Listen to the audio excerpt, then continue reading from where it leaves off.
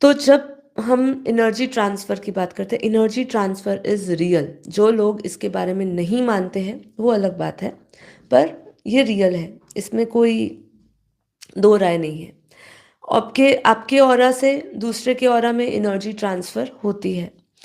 अब उसमें बापूजी ने समझाया कि जब आप किसी को याद करते हो तो एक्शन का रिएक्शन आता है। आपने याद किया किसी को, आपके ऑरा, ऑरा मतलब आपका जो आकाश तत्व में जितना भी फीलिंग्स, इमोशंस, रिकॉर्डिंग जो कुछ भी है, उस आत्मा, उस दूसरे जिसको आप याद कर रहे हो उस आत्मा के प्रति, वो भी आपके अंदर, आपके आकाश तत्व में रिकॉर्डेड है। आपके ऑरा में, आपके आकाश तत्व में जो भी फीलिंग्स, इमोशंस भरे हैं, वो उसको टच करेंगे। इसलिए बापूजी इसमें क्या कह रहे हैं, तुमने उसे याद किया, तुम्हारी पावर उसमें गई।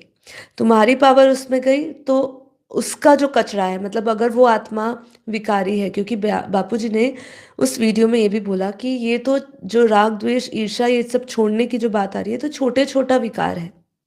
लेकिन इसको छोड़ना बहुत महत्वपूर्ण है।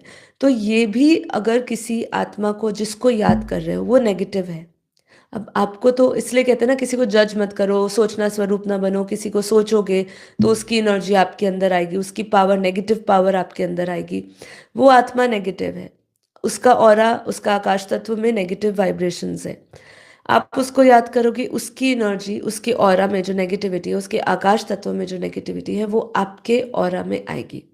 आपकी पावर उसको मिलेगी। मतलब आपने अगर योग किया और योग में आप अच्छे संकल्पों से भर गए, आपने, आपके अंदर पावर भी आपको महसूस होती है। लेकिन जब भी हम किसी ऐसी आत्मा को याद करते हैं जो विकार युक्त होती है, अब देखिए कभी किसी को याद करके आपको गुस्सा आ जाता है। अब ये गुस्सा आपका इनबिल्ट नहीं था, आपने किसी को याद किया, उसके वाइब्रेशंस ही ऐसे हैं, उसको याद करते ही आपके अंदर वो एनर्जी ट्रांसफ़र हुई।